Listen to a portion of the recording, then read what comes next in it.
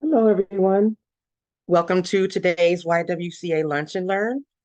We are so thrilled to welcome you to today's session focused on countering misinformation surrounding diversity, equity, inclusion. So our topic today is building bridges, not barriers, the true meaning and value of diversity, equity, and inclusion. In today's world, fostering a truly inclusive environment is more important than ever. But with so much noise and misunderstanding around DEI, it can be challenging to navigate the conversation effectively. So, this session aims to clarify key concepts, address common misconceptions, and explore the tangible benefits of embracing diversity, equity, and inclusion in our workplaces and in our communities. So, with that being said, please help me welcome our expert panelists to today's discussion. We have Malika Bell, Diversity Director of the Office of Diversity, Equity, and Inclusion at the University of Toledo. We have Dilip Das, PhD, Vice President for the Office of for Diversity, Equity, and Inclusion for the University of Toledo. Crystal Harris Darnell, Director of Diversity, Equity, and Inclusion for the Lucas County Board of Commissioners, and Dawn Bentley, founder, excuse me, and CEO of CARE Incorporated. Welcome, panelists, and thank you so much for agreeing to join us today and lend your expertise to this conversation, this highly important conversation.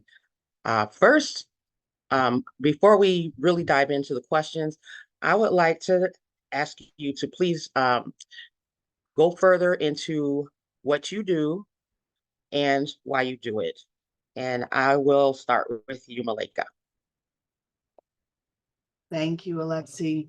I'm really happy to be here well, it's still morning yet, but I'm happy to be here to have this conversation today.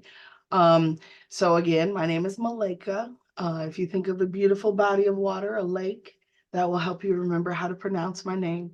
I take my name very seriously, and so that's why I like to help people to be able to pronounce it correctly.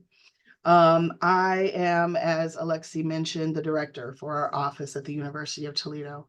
Not only is DEI my 9 to 5, but it is my passion. All of my life has built up to the role that I'm in right now. And I take DEI work very seriously. This is a passion, but it's also my field of expertise, which I think is an important thing to mention. You know, my master's is in sociology. I've been teaching Africana studies and US diversity since I graduated in 2005. Oh, I'm aging myself, huh? At any rate, and so this has been my life's work, and I take it quite seriously. So I'm glad to be here. Thank you. Crystal.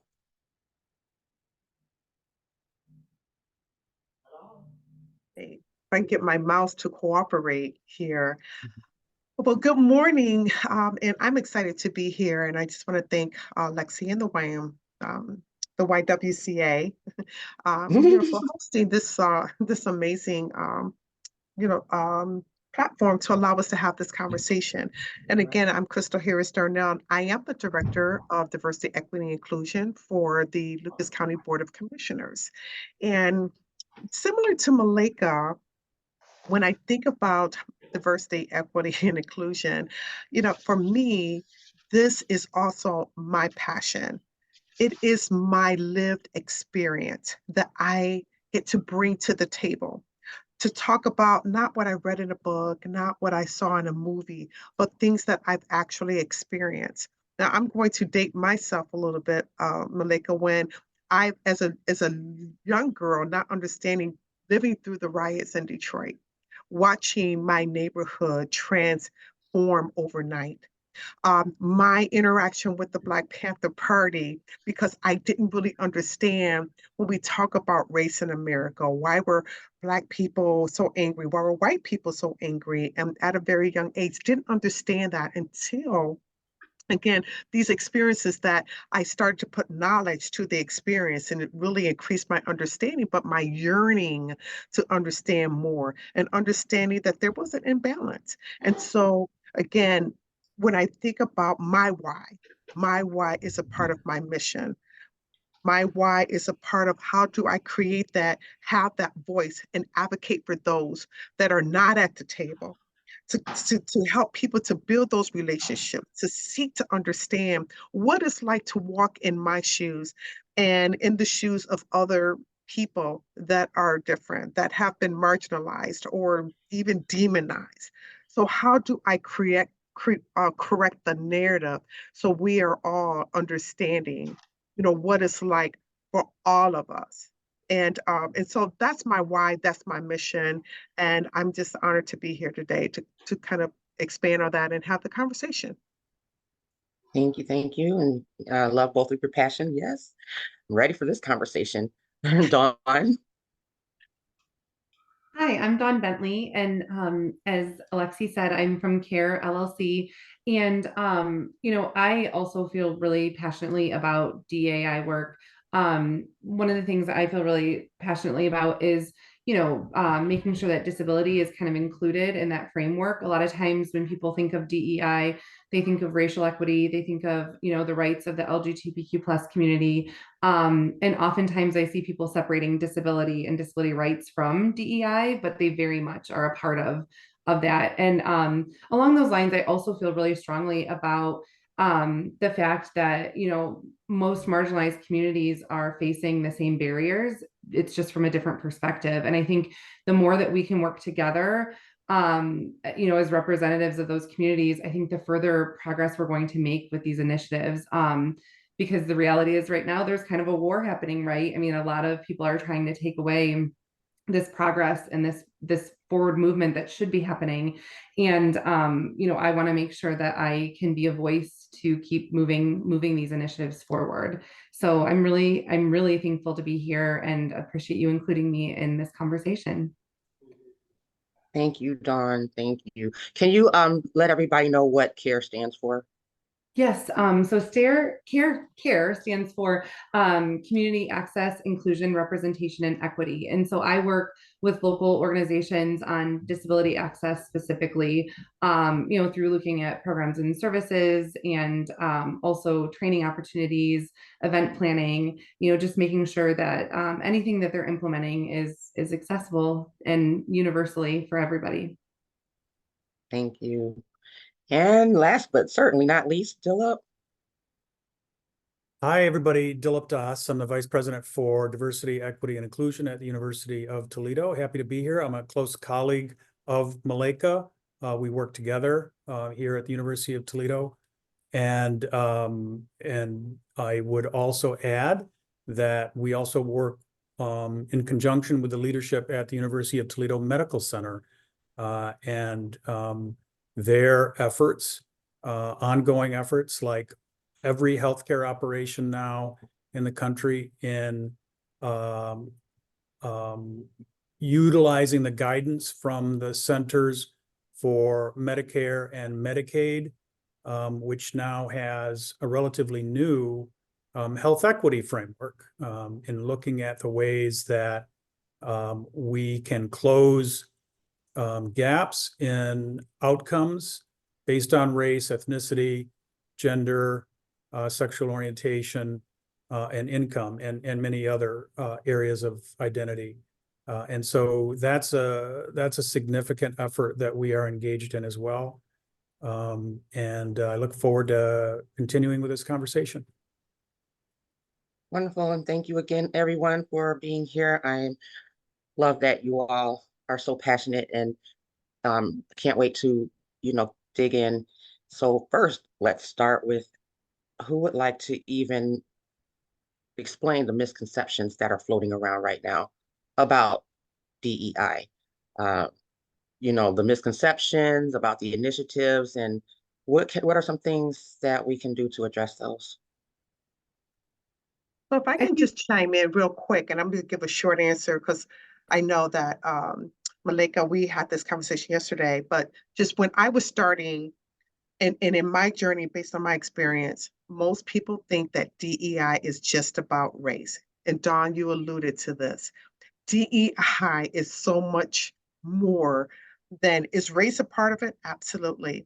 But we have to talk about all of the things that make us different. When we talk about creating an equal opportunity to allow, no matter what your background, no matter what your sexual identity, no matter what, when we talk about people living with a disability, everyone, all of DEI addresses all of that. And so I just want to make it clear that it's much bigger than just race. And so I think that is just one of the misconceptions when we talk about what is DEI. I agree, Thank you. Crystal. And I think the other thing too, and I alluded to this earlier, is that a lot of people think it's political. And my sort of catchphrase that I've come up with is inclusion is not political, it's ethical. And I think so many people get hung up on it and it's become, this political thing. And the reality is that it's an ethical thing. I think the other, piece that I see often is that there's this fear that if you start implementing DEI initiatives, it's going to take away from others and you're trying to replace certain people. And the reality is that nobody is trying, to take away from someone else's voice. We're trying to open the table so that more people can be heard and their perspectives can be shared and respected and celebrated. DEI is not intended to take away from anybody. It's really intended to look at universal access through a deeper lens and make sure that everybody is able to access, whether it be education, employment, transportation, housing, you name it. That's really what the goal is. Absolutely. And for the record, Dawn, I started to put DEIA or DEAI in, but for the record, for the sake of the bad word boogeyman right now, they haven't started including the A yet. They don't pay attention to that. So that's why I intentionally did not add it, but thank you for, I reiterate that it is DEAI or DEIA, however you would like to, put that, because accessibility is equally important too. And everyone, like you said, everyone can fall under that disability at one point in time in their life. And so DEIA definitely includes everyone and no one's excluded. So from that. Alexi, can I Yes. just for a moment, just in case because I'm an educator by nature. So just in case there is someone in the audience who does not understand the letters that we're throwing around here, let's take a moment and pause and give some definitions, right? So the D is for diversity. The E is for equity. The I is for inclusion. Many people also add an A for accessibility, a B for belonging, or a J for justice. And so the letters are growing. Obviously, there are also LGBTQA+.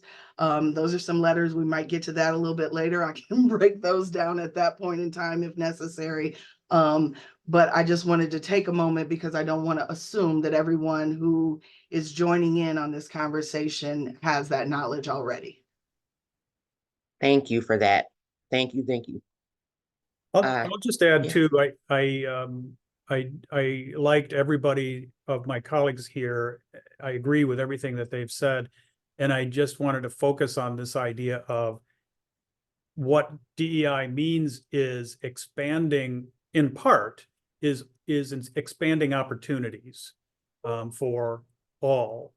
Dawn used the word, sort of universal access, right? In other words, there would be no reason why anybody, in the way that they express themselves in their identity, any way you want to take it, would be blocked in any artificial way from accessing opportunities, right? That we look upon all identities as opportunities to grow and contribute to excellence.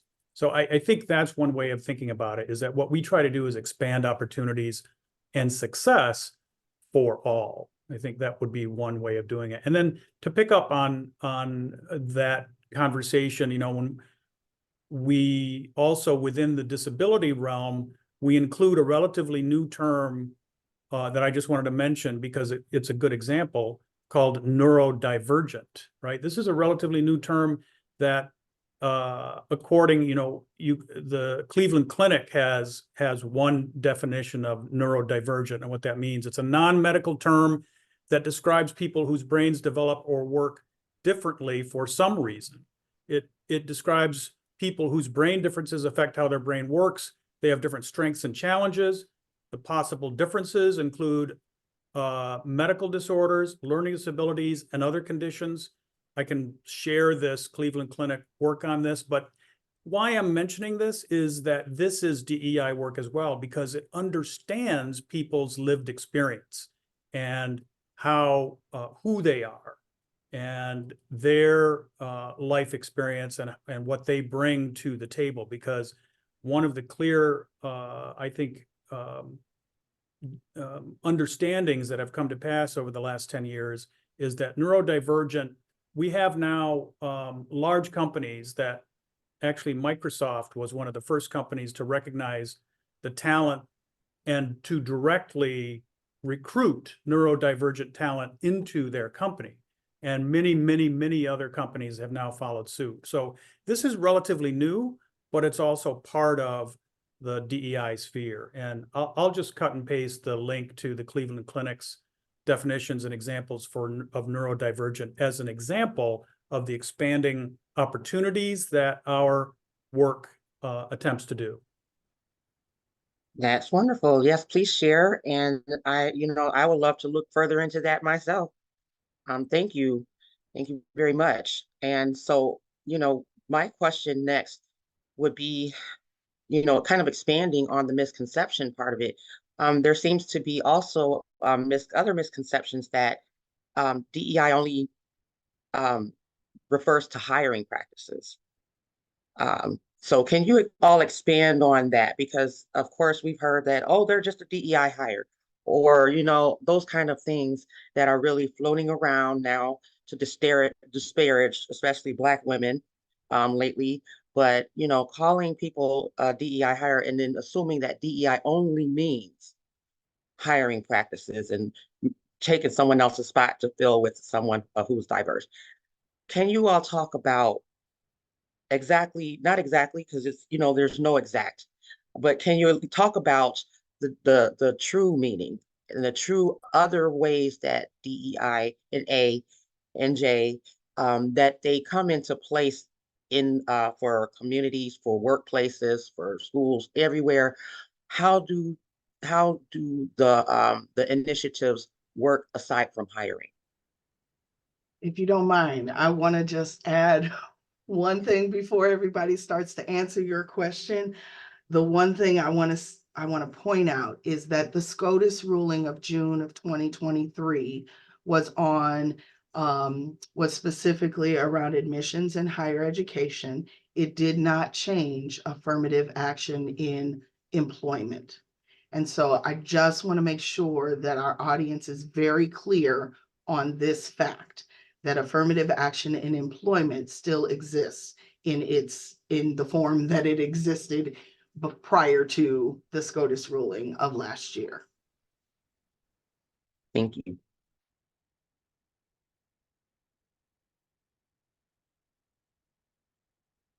I think that's a really good point. And I think from what I see, I think the deeper issue, if you will, is that there are places of employment or organizations who, use DEI as a buzzword, or they think because they hire a minority in any marginalized group, that they're sort of like checking the box, where it really, DEI is a cultural shift. It's looking at everything that you're doing, from not only your hiring practices to who are you serving, and the people that you're serving, are they able, and people meaning the broader community, which we know is representative of DEI, are they able to access your programs, your services, your spaces? And if not, what is the barrier, and are you working to address those barriers? I see that a lot more, sort of trying to work through who is really committed to developing a culture that really embraces what DEI stands for versus, who is leaning on it as a buzzword, because that's the thing that you're supposed to be doing right now. And I think that's a really tricky thing to navigate in this space. And I'm going to have a short response. When we talk about a DEI hire, right? And this just not come about just when DEI became really popular, when we really start having these conversations. But when we talk about how racism shows up, or even, let me say, sexism as well shows up in the workplace, where there are some people that believe that because of a person's race or gender, that they do not have the skills, that they're, and there's a belief that you have to have special treatment, you have to have special entry in order to qualify for certain positions in certain jobs. And so this narrative have been played out just as a Black woman, being in the career field and navigating in these spaces where a lot of times I have been the only one, and being questioned about my background, about my skills. How did you get here? What did you do? Who do you know? And those questions are not asked of everyone else. And so I think, again, when we talk about how racism shows up, or microaggressions, however you want to label them, it's when you make an assumption that I got here, or another person of color or a woman got here not on her merit or her skill, or or just deserving to be in that space. But she got there for some other reason, because we're trying to check a box.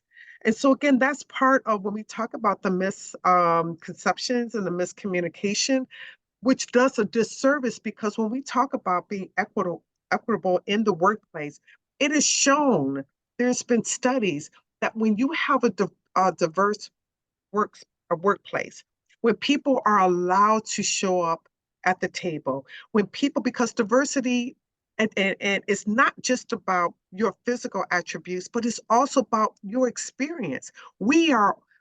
Every experience that we have ever had. And so again, when you limit that and limit that scope, then you're doing your business, your organization, your company a disservice, because you are operating out of a very narrow lens.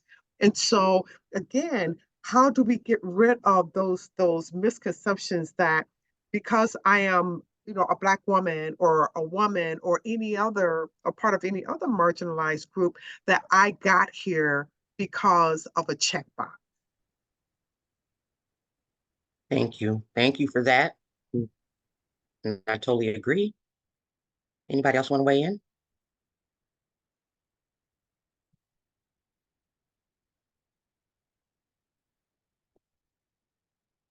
All right. Well, so how then, because we kind of talked about this, but how does embracing diversity strengthen the internal culture and the morale, um, and lead to better outcomes for the organization as a whole in the wider community?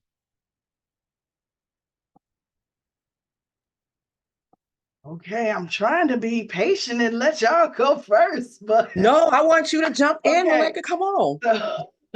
So there's a direct link. It is clear as day, and I can't comprehend how some people can look at the data and see something different. There is a direct link between a diverse community and the strength and vibrancy of a workplace. It is, having differences in the people creates a beautiful tapestry, right? I mean, like if you're looking at a tapestry, you don't want it to be all the same colors, all the same fabric thickness, we are so beautiful as human beings because we all bring such a difference in our being and in our experiences. And community is an opportunity for us to connect with one another and share those experiences with one another so that we can learn from the experiences that others have had, right? I mean, that's the whole point of mentorship, which we know is a solid and scientifically proven strategy, right, towards success. Well, mentorship, that's what it is I get to learn from the experiences of someone who has already gone through what I'm trying to go through. And so diversity provides a very similar opportunity for us to connect with each other. I love that. That And was I think, beautiful explanation. I love that too. me too. And to kind of piggyback off of that, one of my favorite quotes is by an author and a mother of a child with disability. And it is, her name is Amy Webb, and it's that access gives to everyone and takes from no one. And I think that's the most important message as we, work through this climate right now, and, this sort of pushback on these initiatives is that when you are universally accessible, you're giving to everyone. And the same goes in workplace culture, right? I mean, it's why that B exists, that belonging, because the more that people feel that they belong, the more that they're going to perform as an employee, the more that they're going to feel positive about their work experience and whether it be the office environment, whatever that culture looks like. I also think too, it's important for employers to know that they have to be thinking about this if they want to remain relevant. And what business doesn't want to remain relevant? And the reality is that, there's so many stats out there talking about by, 2050, within our lifetime, at the very least, we are going to see, the US shift become majority minority. And the reality is that if employers and workplaces are not thinking about DEI and what that looks like in their office environment, the generations that are in school right now, this is the norm for them. And so they're going to be challenging these employers and asking where these initiatives are at, where is their plan for belonging, what does diversity look like in the workplace. And if they can't answer those questions, they're going to be losing upcoming employees. I mean, that's the reality.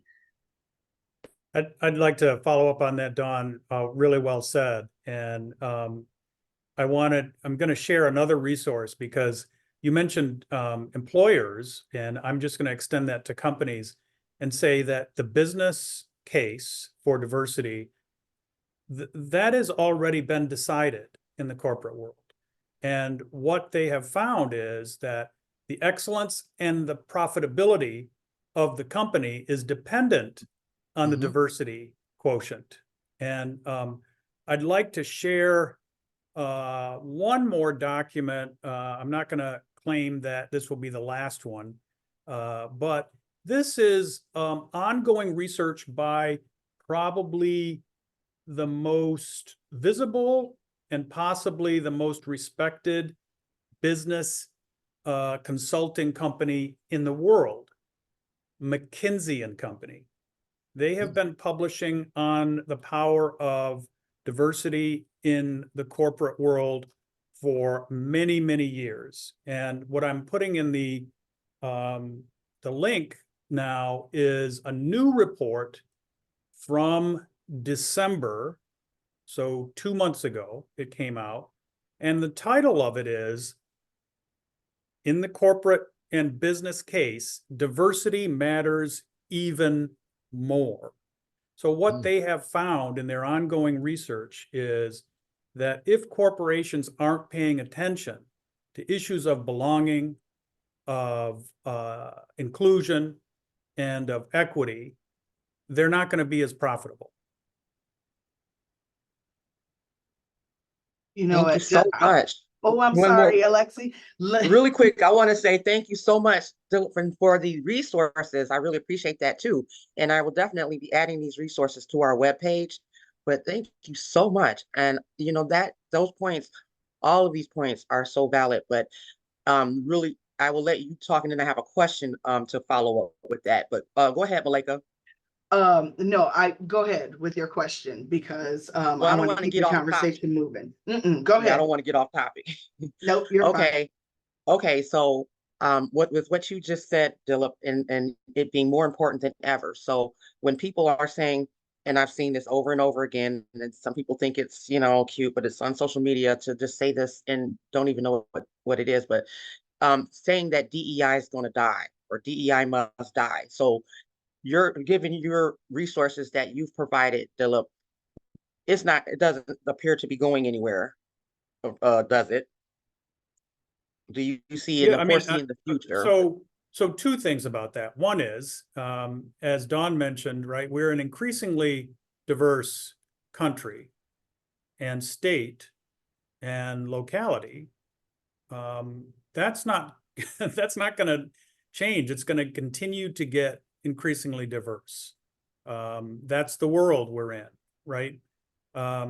So it's just, it's not going away, right? We will continue to get, and along with that are the complexities that come with understanding difference and accepting and integrating difference into our world. And then secondly, the case we don't have to make the case. The resource I just shared is that the richest companies in the world have already made that case and continue making that case. In many respects, it's the corporate world that is leading on DEI. They're showing the way, and they're backing it up by new research coming back again and again, showing that attention to DEI increases profitability. So we don't have to make that case, that it's present, it's real, and it's powerful. We can see it in the world around us. As Dawn mentioned, the young people of today expect it because that's the world that they live in. And the corporate world expects it because that's good business. Mhm. If you don't mind, now I'm going to pop in. I just want to say a couple things. Well, maybe three. Okay. First, I want to point out some of the benefits of a diverse workforce or community of people. There's an increase in productivity and collaboration. You get to hear from diverse perspectives. There's improved recruitment and retention of employees or students, right? And an enhanced experience for everyone because of what I mentioned before. And so I worry about the movement that is occurring right now, because what's happening is we've got a group of young people who have lived a life where diversity it just is. There are people of different, there's a spectrum of gender, there's a spectrum of sexual orientation, and these young people have grown up all their lives with an understanding, if not an acceptance of these differences, right? So I worry about having these young people who are coming from a place of acceptance going into higher education systems where they may or may not be being taught the skills that we just discussed corporations are expecting our young people to have. So that's something that I just wanted to throw out there because it worries me that we've got books, being banned, that students are not being allowed to read in K through 12 in some states. And so my fear is we've got corporations saying that these skills are necessary, but we are going to have a group of young people that have not been trained to accept and appreciate and understand the benefits of a diverse group of people. Thank you for adding that. And that is such a deeper thought on going back to the younger people and the book bans too, because yeah, that I don't want to get into that topic today, boy, because that infuriates me. But the point that you made, that trying to prevent students from even learning about diversity in the first place while they're even in school, does a disservice for them in the future and for other, for higher education. That is just, it's mind-boggling, the repercussions of not having diversity, accessibility, inclusion in spaces. Does anybody else want to add to any of that? Dawn? or anybody. Well, I'm just going to make one quick comment. When we talk about, excluding and not allowing, especially our young people that's coming up today, because again, social media has opened up a whole category, right? For them to get, and not all of everything on social media is accurate, and we know that, but it is creating a curiosity. And when you don't create that space for them to learn, just about, other ethnicities and around culture and, how other people live in their space and being able to build those relationships. And one of the things that I find that is more devastating, that really hurts all of us, is when people live in isolation. When you live in isolation, when you don't have those relationships, when you don't have those connections, and then you allow for fear to seep in. And so again, this is kind of going into, the next question is, when fear begins to take hold and it's attached to people based on who they are to their core, right? And so, and then it creates even more of that isolation. And so when you're talking about the book banning and just changing history, in itself, and how books are written, how, trying to, ban discussions around slavery and our history and things like that, that is a part of this foundation. um, it does us all a disservice. It doesn't just hurt Black people, but it hurts all of us. And when we have that lack of understanding, again, it kind of creates this isolation. And how do we have this connection when we have fear that is keeping us divided? Thank you.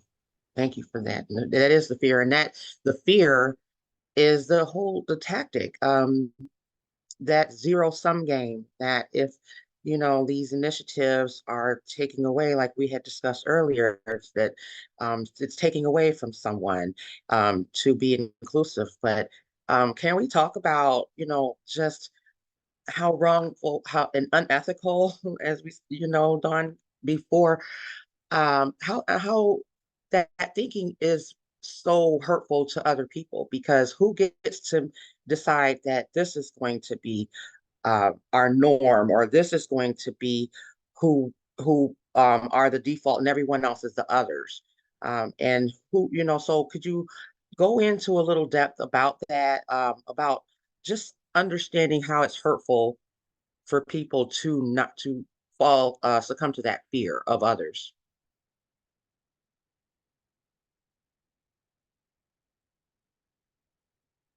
This one's for you, Dawn. Well, I mean, I think the reality is that and it's so interesting that you say this, Alexi, because one of the things that I've been saying for a while is that I think the reason that there's such pushes for book bans and, pushing through this really dangerous legislation when it comes to women's rights, when it comes to racial equity, when it comes to the rights of people with disabilities, I think the reality is that it is all stemming out of fear. And I think it is a last ditch effort to try to like maintain some sense of control, without really becoming educated on what DAI stands for, what people are asking for. Someone said in the comments that, people are trying to demonize DAI. And I think that's true. I mean, the reality is that most people benefit from inclusion, and like Malika said before, there's so much data out there to support the fact that inclusive communities, inclusive workplaces, inclusive educational settings, you're going to see higher rates of success. And not only that, but better people. I mean, when we look at kindness campaigns and wanting our children to be empathetic, it's really hard to say that on one side, but then ask them to ignore books that maybe would teach them to better understand their friend who is, going through something, experiencing their sexual identity, or a friend with a disability, or an aging grandparent, or whatever it may be. I mean, if we continue to try to really quiet and stifle these conversations, then the reality is we are not allowing our children to become better people. And honestly, I blame the adults, because children are born authentically inclusive. You know, they don't see differences the same way we do. And I know that sounds really, you know, inspiring, and we see those memes, but it's the reality. I mean, children you aren't born learning how to be hateful, right? It's not an innate thing. They're learning it from watching adults and how they're treating other people and how they're accepting other people. And so much of that mistreatment is coming from misconceptions and coming from fear. And so I think, you know, at the end of the day, I mean, I've even seen it in school districts locally, where you have parents that are fighting online and calling each other names. And I'm like, and then we wonder why there's an issue with bullying within the schools. And so I think, you know, until we as adults can understand that DAI really boils down to kindness and belonging and respect. And, you know, Malika said something earlier, and I think it was such a good point, that even if you can't understand, you know, why someone would use different pronouns, or why, you know, what a non-visible disability looks like, and the fact that you can't see it doesn't mean it doesn't exist, or mental health, or racial equity, whatever it may be, even if you can't understand it, it doesn't mean that you shouldn't respect it. And I think that's where we've gotten so lost, is that, you know, we've become a society where it's okay to disrespect someone for who they are versus being accepting. Being accepting doesn't mean that you agree with a decision. You know, I think certain laws, like all of the things that we're going through with, you know, Roe versus Wade, for example, you may not make a personal decision for yourself, but it doesn't mean that it's your right to make that decision for someone else, or to tell them who they should be or how they should identify. And so I think that's really where we've gotten so lost as a society, is feeling like our rights or who we are as people has any sort of, you know, priority over someone else's. It's wild to me. I know that was a very run-on sentence, but obviously I feel very, very passionately about this topic. That was an excellent explanation. And that was what I was looking for, because honestly, like I can't even state it better, but thank you for that. Thank you. And yes, you know, the fear, and also being present and understanding and accepting, even if it's not for you. That was the point that I was trying to make. You made it so much better than I ever could. Thank you so much, Dawn. I'd like to Anyone want to add? Yeah, there was a comment. Can you speak to the importance of expecting and, you know, cultural norms and the importance of activism? I can't speak to the activism side, but to entrench cultural norms around difference is really important. And I'm going to use another example. I use the example of the business community, the corporate world, really reinforcing again and again the importance of diversity. But I'm going to turn to the healthcare industry and the medical community on some level. Understanding difference is what they're about, right? If you're thinking about, for instance, the human body and the mysteries and the differences between people, it's an incredible puzzle that confronts any diagnostician whenever a new patient comes into play, is the power of difference, because each person expresses differently. And so if we look through that sort of medical or health provider lens, we look at a difference as being normal. And that's where we're going. One of the things that the two relatively new, again, I think themes within the health community. One is cultural competence, the idea that, you know, as a provider, you have to understand where the patient is coming from. What are the cultural traditions? What are the practices? What are the behaviors? What are the languages that you have? And we're lucky in this community because we have, I think, a growing, more organized understanding about cultural competence as it appears in the health. And we have leaders, for instance, I'll just say Toledo Lucas County Health Department has leaders that combines health practitioners and administrators across Lucas County, all moving toward the direction of health equity and reducing health inequities. And then the second one is in the medical community, in the health community now, is the concept of social determinants of health, and understanding that where people live and what their life experience is brings almost as much, and some people say more, to a diagnosis than what is found in tests and physical tests, right? So this concept of social determinants of health. What is the experience of the patient? What is their life like? And that is telling us a lot about where we go to find health equity. You know, what kind of systematic structures do we need to have? What kinds of collaborations do we need to have between a health system and the community partners in order to raise the health profile for everyone? So those two concepts, I think, are really important in normalizing difference, is looking at it from a health perspective, in that literally every person, every body expresses differently, and cultural competence and social determinants of health. Those are really critical, I think, understandings that are relatively new, but are very powerful in terms of thinking about how to reduce health disparities. Lexi, if you don't mind, I'd like to bring into the conversation something that came up as we were preparing for today's discussion between myself and Crystal.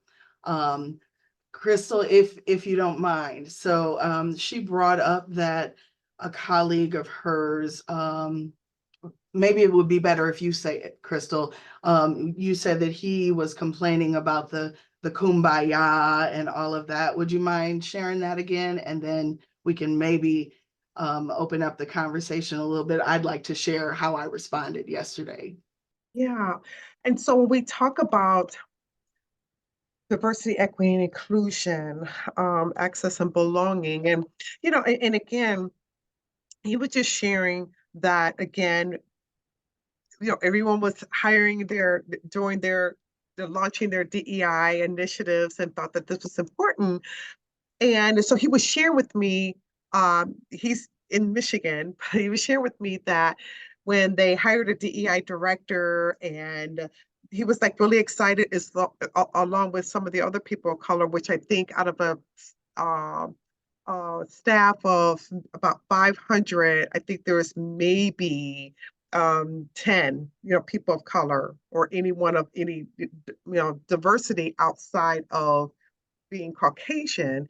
And so they hired someone, and you know, she said they would have these sessions, and it was these feel good videos of people from different background and races just holding hands and having, you know, positive dialogue, and how we need to be kind. Yes, that is definitely a part of it. We need to respect each other, and we've all agreed on that, right?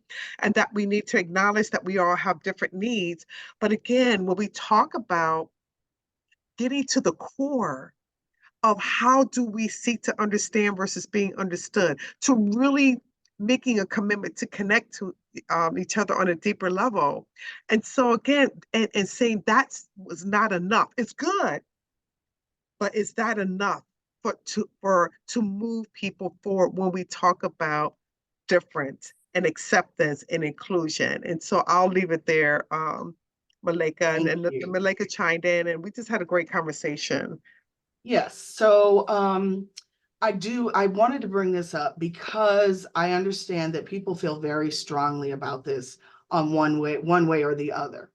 And DEI practitioners, I believe because there are many of us and we are all diverse people, we attack this beast from different ways. Okay. I would like to propose that there is space for the DEI practitioner who calls people in and in the moment and tells them, you know, makes an educational moment out of their mistake so that that individual and others around can learn. There are people who focus on policies and procedure and the language that is in writing representing the institution or the organization. There are those who want to protest and who do grassroots organizing. And there are those who come from my perspective. My perspective is this: we are all spiritual beings having a human experience. I believe that where we are as a nation right now, all of this angst and anger that we have toward one another is because we are living with generational trauma, racial trauma, not just people of color, but also white people.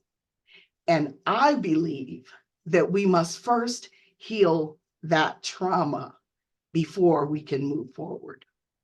Healing that trauma requires us to look at history and learn lessons from our historical choices.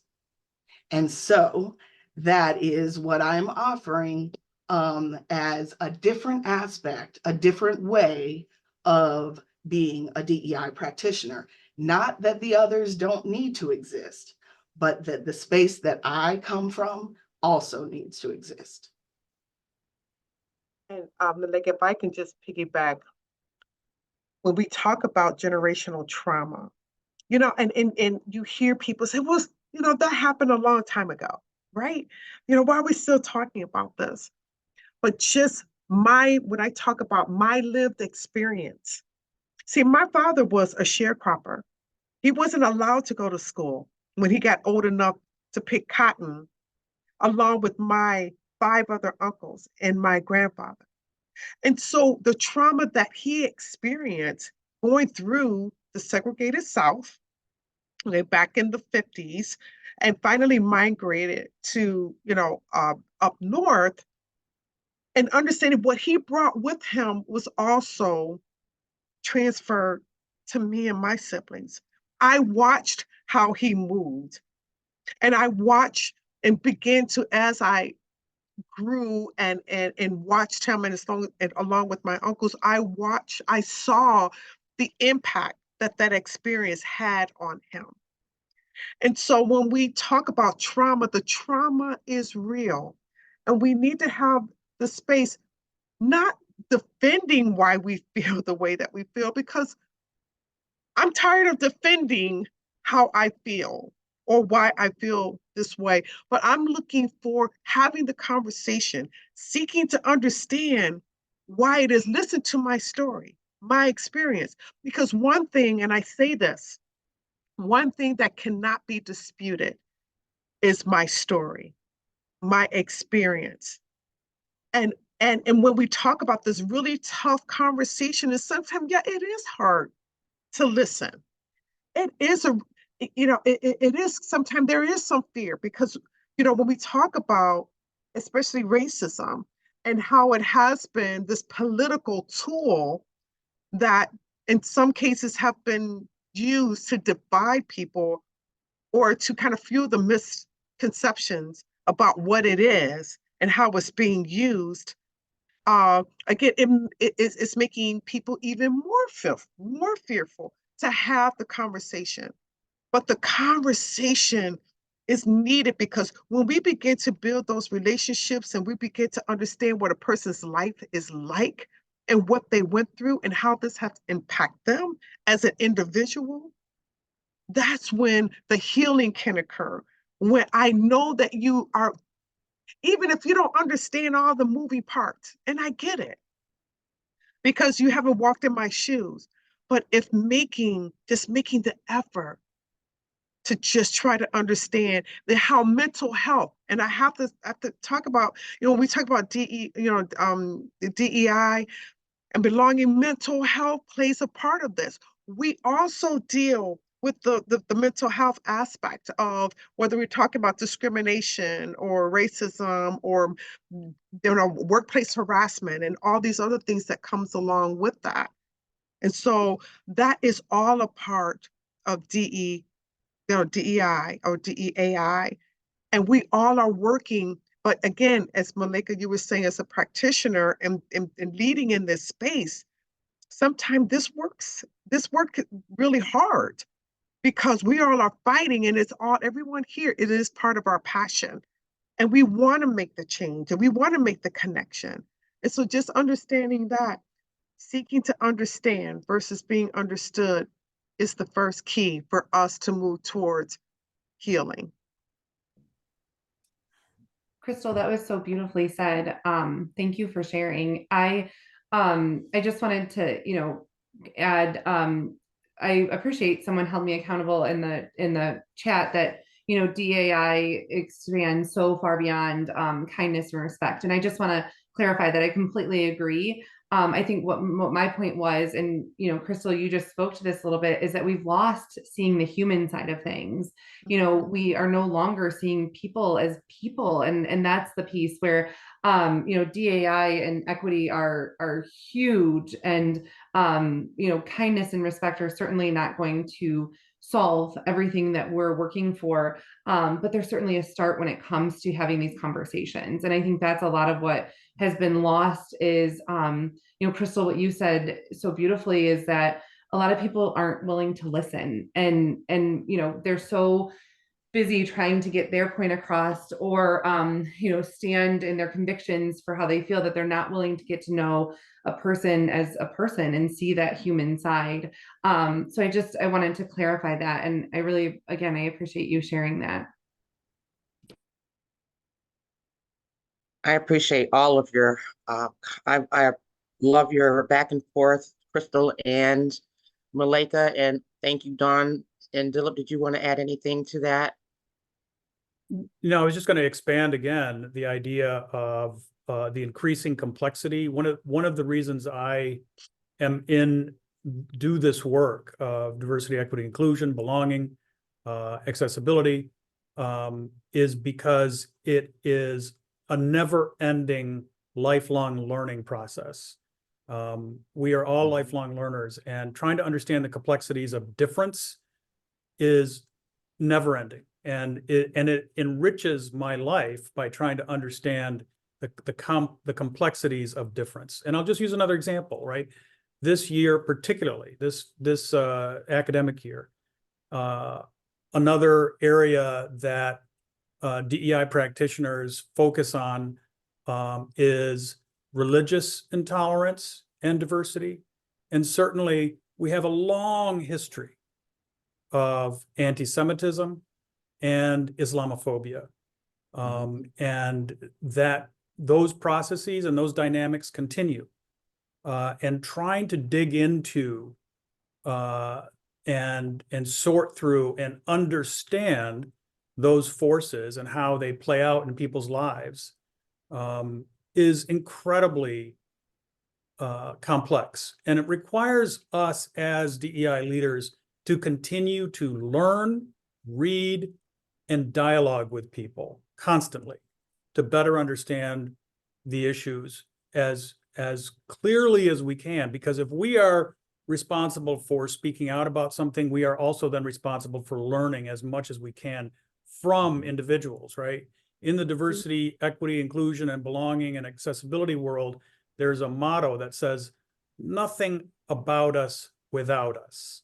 In other words, we cannot exclude voices and then expect to understand those voices, right? We have to hear from all voices and all sides. And that's particularly true when we're talking about differences and anti-Semitism and Islamophobia that has reared up particularly in this past year. So I would just wanted to throw that out there as another job of DEI professionals is to continue to learn, continue to grow, talk to people, learn from them, dialogue with them constantly so that we can refine our understanding of these complexities. Thank you for that. And thank you for bringing religion as well, because that's one of the traits and things of DEI that we didn't talk about. We didn't bring that up, but that is a huge part of this too, that what's going on right now. And also it goes back to what you were saying, Dilip, about, the cultural competency too. of, just for the people who we work with, the people who we serve, and having that cultural competency. And like everyone said, being able to understand people, listen and understand also allows, because you can't have cultural competency if you don't listen. Quick question, because I don't want to run out of time, y'all, and this kind of was a little bit off the path, but since we were talking about getting to know everyone's differences and how to understand that, what are some ways that people can do that? What are some ways, or do you have your educational, how do you educate others too? Because of course, everyone's not innately born with this ability. And then you all are professionals who are also able to educate people as well. So what are some ways that you do that? One of the things too I wanted to add was speaking about healthcare. I see it a lot too in education, especially K-8, where we approach children as this like sort of cookie cutter model without really realizing that they bring, different experiences, identities, that may impact their learning experience. And so one thing that I've seen, and I know Malika has spoken a lot to data, and I'm someone that I feel like if you know that there is something out there that is scientifically researched, peer reviewed, and there is data to back it, like we can't ignore that. And I'll speak to the disability community specifically. One of the things that I've really been sharing a lot recently is there's still this outdated practice being used of doing simulations. So training people about disability through a simulated experience, getting in wheelchairs and, playing a game or putting on headphones, blindfolds. And there is so much data out there that actually talks about the fact that it is an ineffective practice. And it doesn't necessarily talk about how the people with disabilities feel, right? There's some people who are open to those types of trainings, others who feel they're really outdated. I myself, as someone with a non-visible disability, it doesn't take into account neurodivergence, for example. And so, the fact that there's all this data out there that talks about the harmful practice, most people, there was a research study done in 2014 at University of Colorado Boulder, where the participants actually reported after participating in the simulation training that they perceived people with disabilities as less competent than they did prior to the training. And there's so many studies out there that are showing the same sort of result. And so, that's my professional hat. My personal belief is we would never suggest simulating the lived experience of any other marginalized community. It would be, appalling. And so the fact that we are comfortable with it for the disability community, to me, just shows this inequitable sort of approach in how we view people with disabilities. And so I think what Crystal said earlier is a beautiful example. The best way to get to know someone, who may have a different religion from you, or get to know disability, is to get to know a person and hear about their lived experience. And you may not understand it, but it'll give you that empathetic view and at least some knowledge of their experience. So I think that's just something really important to consider. There's also, so much literature out there that has some really good information when it comes to racial equity, when it comes to disability equity, when it comes to LGBTQ plus. I mean, there's different religions. And I think there's now, in the world of social media, there's a lot of really great blogs, really great Instagram handles that we can follow. And then from an employment perspective, hiring someone to oversee DEI initiatives within your organization is a really great step. And for smaller organizations who maybe don't have that opportunity, even working with a consultant to develop a plan where you're addressing DEI initiatives, whether it be in your hiring practices, reflective of your board, who you're serving as a consumer. I think those are some really great first steps. Thank you. One of the things that we're doing on our campus is we're calling them Rocket Revolutions. And these are opportunities of connection. So I was trained by the Association for American Colleges and Universities on their RX racial healing circles, and have branded it for our campus as Rocket Revolutions. And these are storytelling and listening opportunities for our campus. So we get, a group of 20 people together, partner them up into dyads, where maybe they may have different identities, and have them share stories that get deeper as the time that we're together goes along. So we might talk about how you might be asked to share a story of a time where you overcame a fear, and what that experience was like for you, and what you learned from that experience. Mhm. And so through these small conversations, we can then connect with one another as human beings, or spiritual beings having a human experience, as I mentioned before.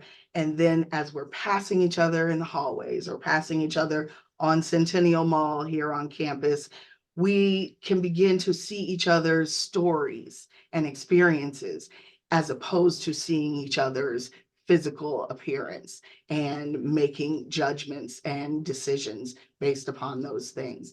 And so, although that may seem woo-woo, and that may seem not appropriate for an educational setting, I believe it is exactly what we need for us to be able to improve the climate and the culture of our campus.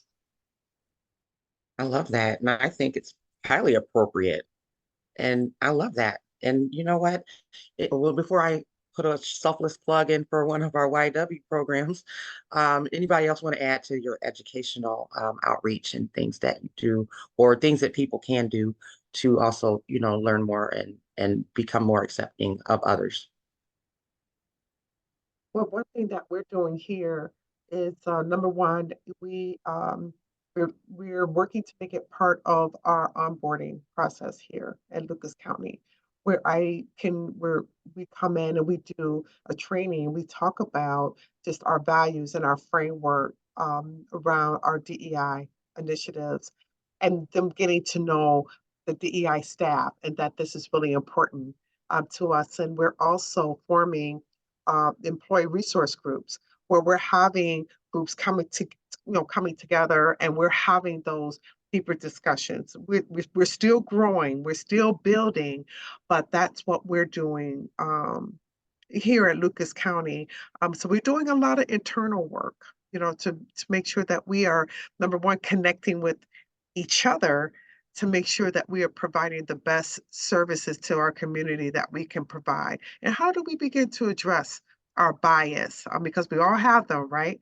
But it's about being aware of how does our bias impact how we show up and connect with other people that may be different from ourselves.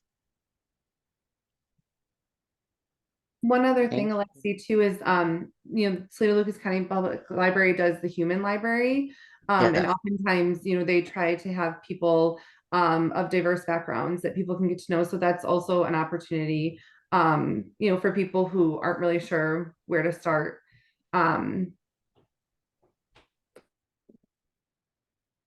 Yeah, I've seen those. And also, selfless plug for YWCA, we have Dialogue to Change.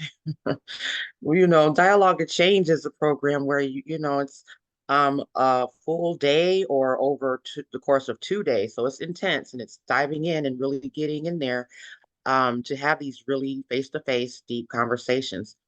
And so it's diverse groups, and they're facilitated and guided activities where the group can go through and do these exercises and learn more about systemic issues, but also learn more about each other on a personal level too. And so there are programs out there. I wanted to ask really quick from the question and answer, and if you all see any questions in the chat that I may miss, because the chat is really little writing, okay, and I can hardly see it, and there's a lot in there. So feel free to pull a question out and say, hey, there's this question, please. Okay. So someone though asked this question: should DEIA or training or belonging training, should it be mandatory?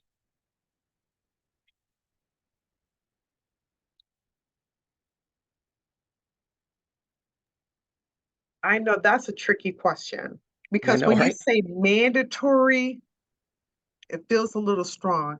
And here's let me just say this because that's it depending on the environment.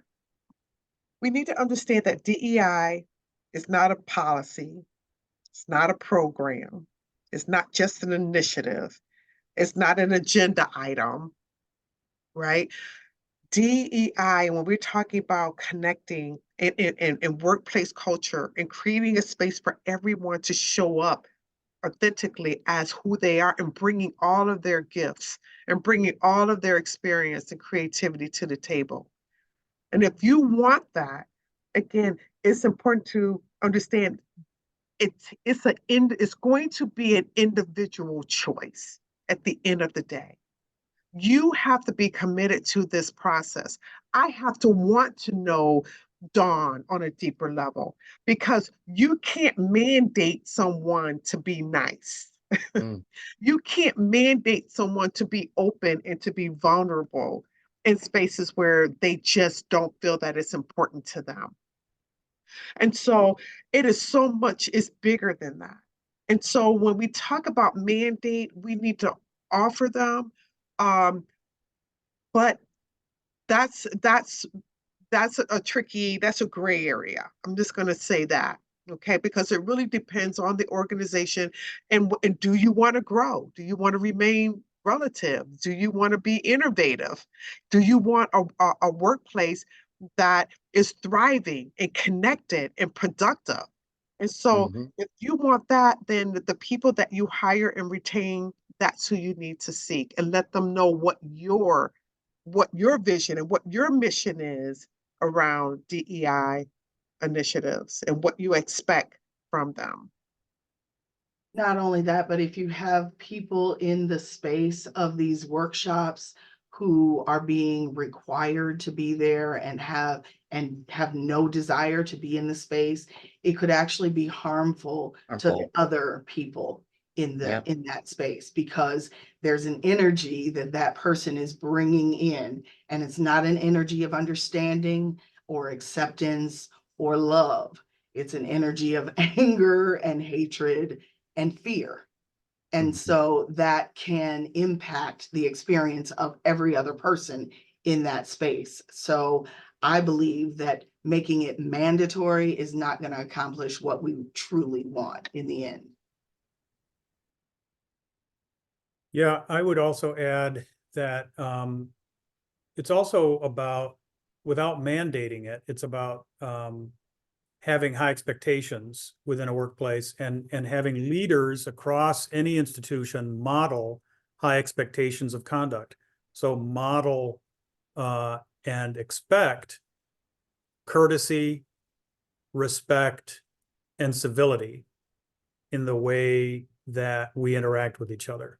And if that is deeply ingrained and embedded within the leadership itself and modeled to everyone else, that helps then normalize a respectful and civil culture throughout the organization. Thank you all. And that was going to be one of my questions, but you all have answered that. Creating the culture within the organization, and that, DEAI and belonging is not, like you said, Crystal, and like we've talked about, it's not just checking the boxes. It is creating that culture, and it does start from the top up. And so I appreciate all of all of this feedback. I have a question. Someone wanted to know about ageism because we did not cover ageism. So any thoughts on that? I mean, I would say yes, ageism certainly falls within marginalized communities and we know that the aging population has certainly faced discrimination in the workplace, for example. So I would certainly say that they're included under that umbrella. Thanks. Are there any questions that I may have missed or didn't ask you all, or thoughts that we didn't cover yet that you would like to add before we end up having to leave? The one thing I would ask is that everyone take a look at your organizations, your corporations, your institutions, whatever you want to call them, the spaces that you're in. Look at the values, the core values of that institution. Then look at the actions of that institution. What we've found since 2021 and even before that, but a significant number of institutions are being performative in their DE&I work. And I think that's an important thing that we need to address here, is that performative allyship is like, save it. Nobody's interested in it. No one from any marginalized community is interested in your performance. So it is not winning anyone over. You're not tricking anyone. We see through, we understand that you don't know how to use terminology properly. So just stop. I think that's such a valid point, and something that I get very passionate about, I guess is the way I'll say it. You know, and I think too, to be careful not to assume just because you're working with like, I'll say, social service organization, that they are culturally looking at DAI, because I've worked with you know, multiple organizations historically who may feel like they should just stay in their lane, where you can't. I mean, intersectional identities, you know, someone can't separate being, you know, Black from being a woman from having a disability. They are all a piece of who that person is. And so it's really important that all organizations are looking at the umbrella of DAI and not just focusing in that one area. Now, on the flip side of that coin, what I would say is, if you are going to hire someone to do a training, you know, do your homework and see, are they experienced? Do they have experience? You know, I'm always very careful to say, when someone hires me for training, I feel very passionately about DAI, but I am not an expert in racial equity. I'm not an expert in LGBTQ plus safe communities. I'm an ally, but my expertise lies in the disability community. And so I think it's just really important that, you know, as organizations are looking for people to do training, you may need to pull in multiple sources. You know, ageism was brought up. That's not an area of expertise for me either. And so, you know, just knowing that there's going to be people who are really strong in certain areas, and making sure that you're doing your homework to kind of cover all of those bases, or that, you know, you're looking at other resources if need be. Thank you, Dawn. I'll just add a couple of things. First of all, as more and more people are working in the workforce out of necessity, very often, even after age 65, we're going to see a lot more about ageism in the news, because there are so many more elderly people in the workforce. And then secondly, there was a question about the difference between cultural competency and cultural humility in the chat. And the way that I would look at it is, competency means continuing to learn, continuing to understand, continue to talk, to be competent when we're looking at an increasingly multicultural community.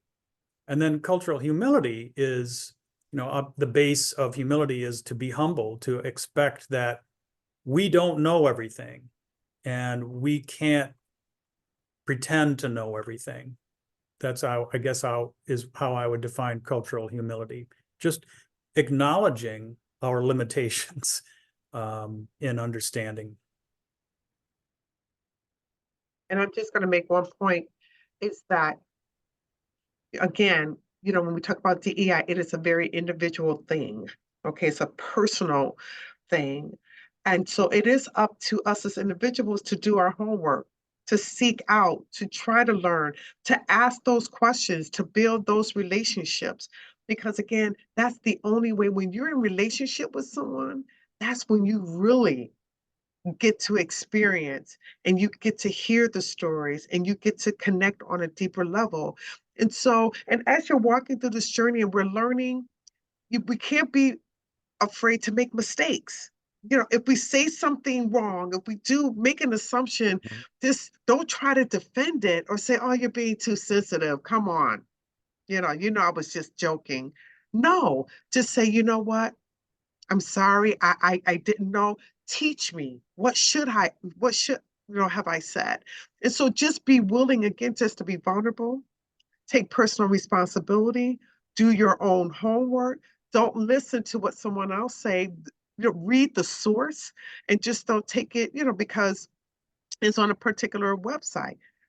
Read the Mm. source and do your own homework, but really don't be afraid to make mistakes and just say, hey, do you mind if I share something with you? I'm just trying to learn. And then on the other side, let's give each other grace as we're walking and navigating through this space and we're trying to learn. Let's give each other grace, because only when we do that is when, again, we're able to move forward, and we're able just to connect. When there's a level of safety involved, that's when the healing, when the knowledge, when the connections, that's when we really begin to grow in this space. Thank you. Any other thoughts before I ask one last question? Oh, one more before I do that, please, everyone, be sure to complete the evaluation in the chat. Just click on there and complete that, because your feedback is highly important to us. So please take a small moment to complete that. Any other thoughts or anything that you would like to leave us with before we go today? Oh, one more thing too. I didn't want to ignore this question. It's kind of going back to what we were talking about before, but do you think that these the topic has been really been under attack lately? And do you think that it's an attempt to try to downplay the importance do you think it's an attack because of the attacks on equal rights and affirmative action and other things that have been going on lately?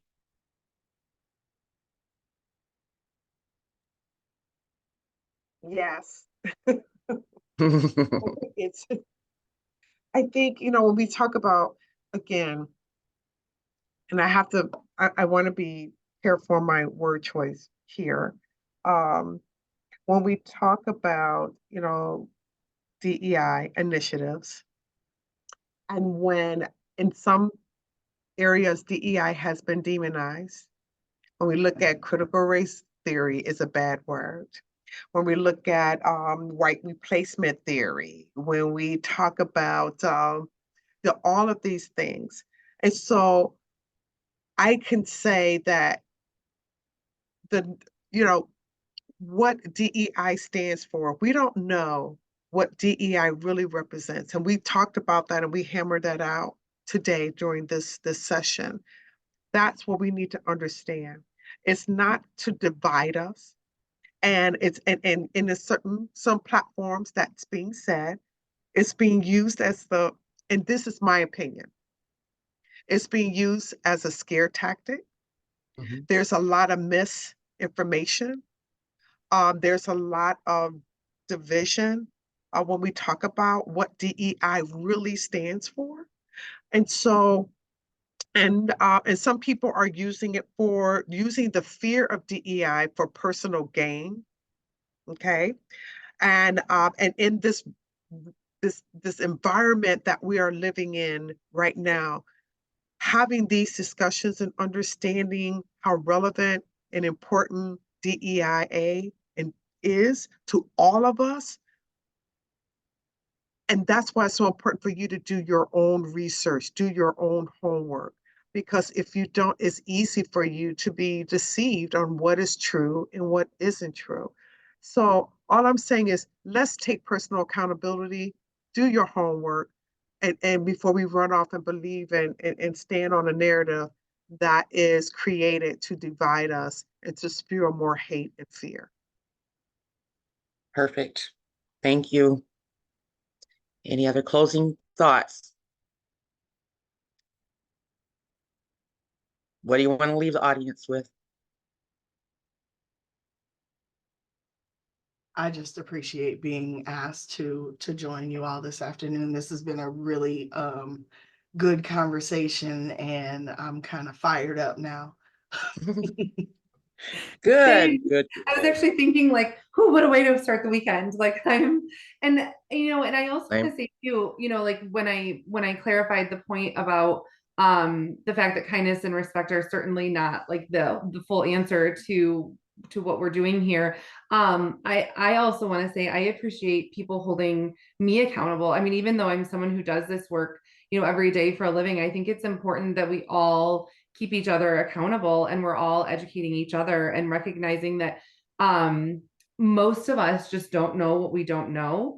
But I always say the question we should be asking ourselves is, once you know better, are you doing better? And I think that is what I'd like to leave it with is most of us who have missteps, it's without ill intention. However, once someone does hold us accountable, are we then applying that, and are we trying to do better? Thank And I you. just want to say real quick, and I know that this topic is so big. There are other groups that we didn't discuss, because we can talk about, Native American and our new Americans. We could talk about immigration. We could talk about our refugee community. And there's so much, there's so many different parts to all that we are, and everything that makes us who we are, and the people that that how our country is changing with when we talk about diversity. And so you're right. The conversation needs to continue. And I'm just glad in my close, I'm just glad. Thank you for inviting me into this space, because this is my passion. And this can be a 4-hour workshop, just letting you know. It really could. There's And so really much we quick, could talk about, right? there So thank is. you. And I really wanted to say too that there are so many people who I wanted to invite into this space, but I couldn't invite everyone. But there is a robust group of people in this community who do this work, and a lot of them are on this webinar, and I appreciate y'all coming. But I just wanted to say that I didn't want to, exclude anyone. I wanted to include everyone, but I just could not do that. But there are many, many, many people doing wonderful work. And I love, love, love all of your passion. And I really appreciate you so much for coming here to clarify these misconceptions and misunderstandings, and also to give people who may just not have known or understood DEA and I, so that now everyone has a clearer picture and, can hopefully go and pass that on and let people know when they hear that misinformation that, this is the truth here. And so with that, we are out of time. And so I want to thank everyone who came out today on this lovely Friday. You could have been anywhere, but you are here. And so I really appreciate that. Let's keep up this work. This could just be a part one. We can keep it going. Don't forget to complete the evaluation. And we have upcoming programs coming up, and I look for my emails. I'll be sending you notices and invitations. So thank you, everyone. And watch this short video at the end, and have a wonderful weekend. Thank you. Thank you.